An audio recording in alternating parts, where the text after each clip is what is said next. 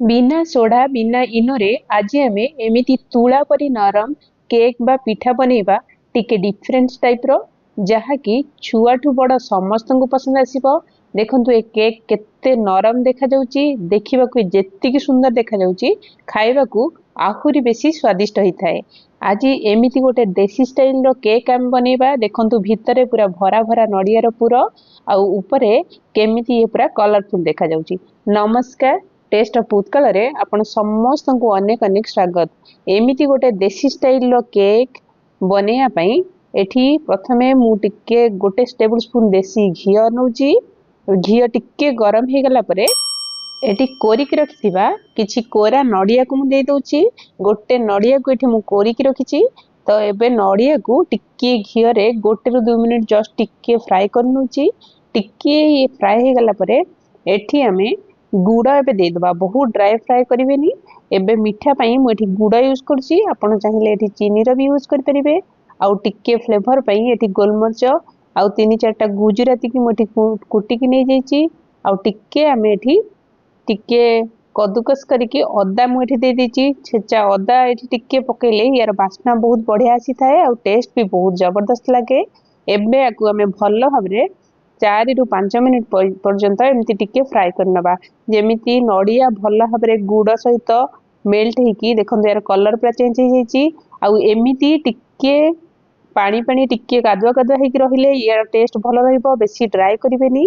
एबे मु एठी गोटे कप अरुआ चाउल आ गोटे कप बिरी 1:1 रे मु नेकी याकू भल्ला भाबरे धोईकी बतुर भिजे देइथिली। गोटे नाइट भिजे की रखिथिली।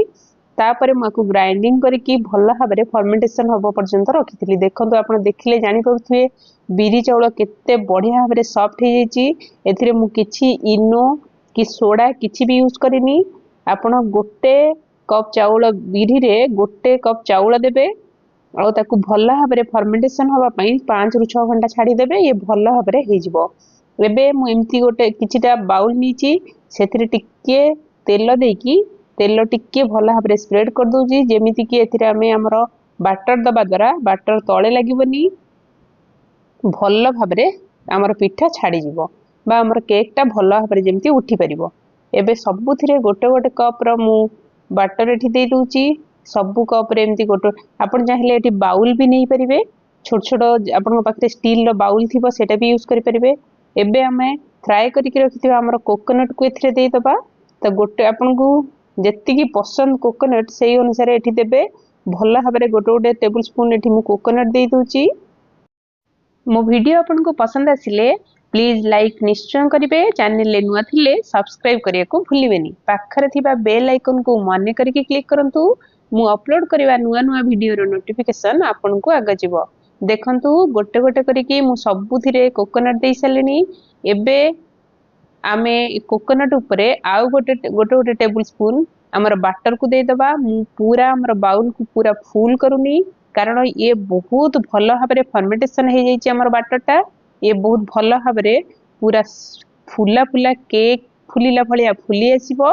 तो बैटर हमर बाहर को बाहरी आसीबो। तेणु टिके मु जानि सुनी कि यार बैटर टा टिके कम करके टिके तळ लेवल पर्यंत दउची। एतिकी पर्यंत आपण टिके ऊपर खाली रखिकी बैटर टा देकी आकू नडिया को ऊपर भलो भाबरे कवर करके रखी देबे। एबे सबु जाक बाउल रे मु एमिति गोटे भलो भाबरे तार बैटर टा को देकी नडिया को कवर कर नउची। एबे हमरो सबुथिरे एठी मु बैटर देई सालिनी। एबे टिके भलो भाबरे आ टिके कलरफुल देखिया पई मु टिके एठी काश्मीरी चिल्ली पाउडर को एमती स्प्रेड कर नउची।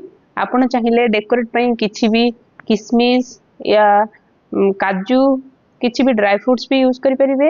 एठी मु टिके आउ टिके भलो कलर देखा जिया पई मु एठी टिके काश्मीर चिल्ली पाउडर देची, जोटा कि राग नुह केवल आखी की देखा जिया पई भलो देखा जिवो। एमती गोटे स्टीमर को पानी प्रथम रु मु एठी गरम करके रखिची। ता ऊपरे एमती गोटे प्लेट मु नै जाउची। प्लेट ऊपरे हमर हमर बाउल रे रखितिबा देइतिबा बैटर को सब जाक देकी एबे हमें ताकू स्टीम होवा पई टिके छाडी दबा। देखंतु आपण एमिति जदि केक बनेकी खाउछंती छोट पिला को तो बहुत पसंद आसीबो। आपण को बिना तरकारी रे सेमिति भी केते बेले संध्या बेले खाया पे इच्छा हले नले ब्रेकफास्ट रे बनेकी भी खाई परिबे। एबे सब जाक बाउल को मु स्टीमर रे रखी सारे। एबे स्टीमर को कभर देकी आमे 8 रु 10 मिनिट पर्यंत आकु भल भाबरे स्टीम हवा पई छाडी दबा। देखंतु या भितरे 8 रु 10 मिनिट हेई सारलानी।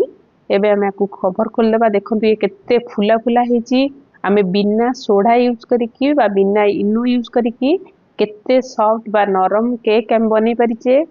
एबे मु टिके चेक करछि। देखंतु एथिरे किछि भी लागुनी बाटर हमरो भल भाबरे पिठा एठी बनी की रेडी हे जाईची। एबे आकु आमे ठंडा हवा पे छाडी दबा।